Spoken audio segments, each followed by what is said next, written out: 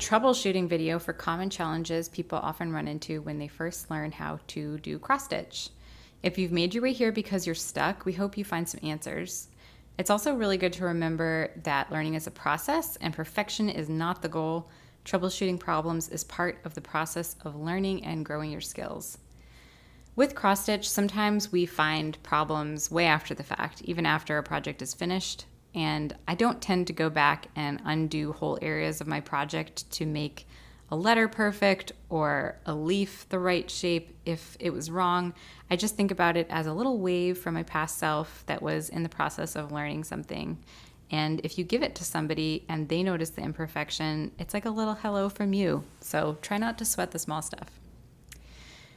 If you are in the middle of stitching and you run into some of these problems, I'm going to show you how to walk through a few of the issues that you'll probably run into at some point or another. The first being a knot in your yarn. This happens a lot, and you'll notice it when you're going to pull through a stitch. You'll be bringing your fabric through and it'll be a lot shorter all of a sudden, and you check the back of your work and sure enough, your yarn might have developed a knot in it. I couldn't make this happen on command for this video, so this is just a little knot that I tied that I'm gonna show you how to undo. There's two techniques for untying knots. One, and the one that usually works, is gently tugging on the yarn like this. You'll notice that the stitch will just kind of start to disappear, and then sometimes there'll be a little bit of tension right at the end, but you're usually able to just pop and it'll come undone. Sometimes you will run into a much bigger knot than that, and pulling the yarn really hard is actually not what you want to do.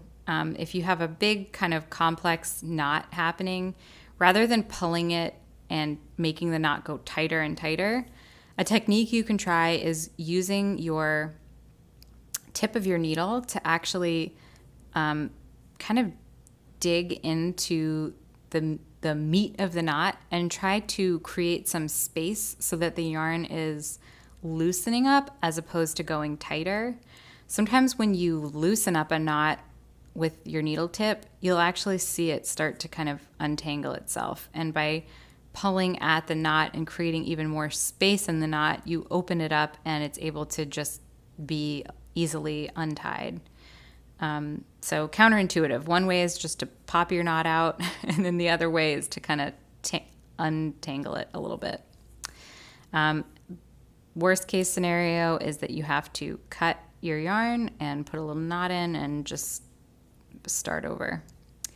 Another issue that you might run into is that the yarn can get a little bit thin right here where the eye of the needle is holding it. If it's passing back and forth through the Aida cloth is pretty stiff and can make the wool yarn lose some fibers.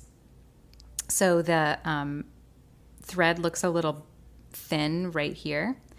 So to combat that, all you have to do is just scooch your needle to a different spot so that the part that's getting the friction is on a different area of the yarn. So you just move your yarn along.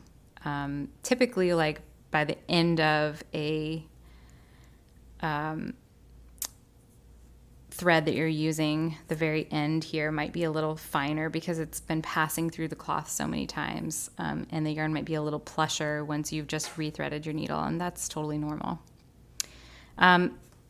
So if you do catch a mistake while you are stitching and you want to go back in your work, let's say for instance that you came through the yarn, the Aida cloth, one square over from where you intended, you just go backwards in work. So this is easier to do when you've just come in the wrong hole. So you just tug your yarn slightly to the side like that and open up the hole just a little bit, so you can get your needle back into the hole you just came out of and just give it a tug.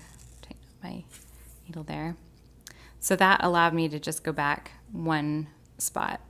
But if I have a few stitches that I need to undo, another technique that you can try is actually just to take the needle off of the thread completely. I'm actually just gonna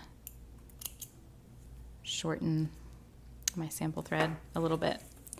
And you can come with the eye of the needle or the tip.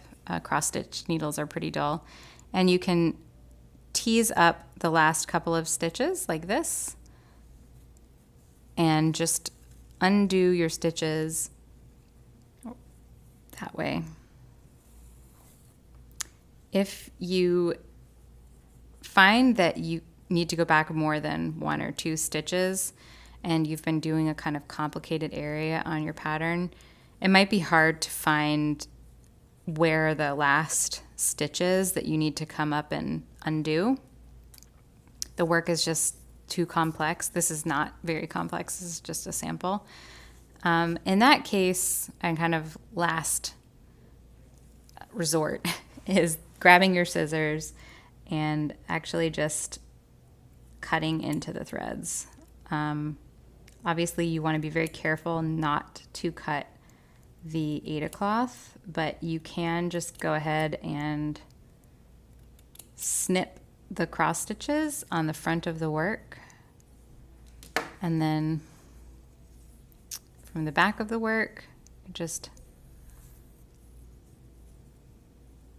pull them out like that. Got one little stray piece of blue fuzz in there.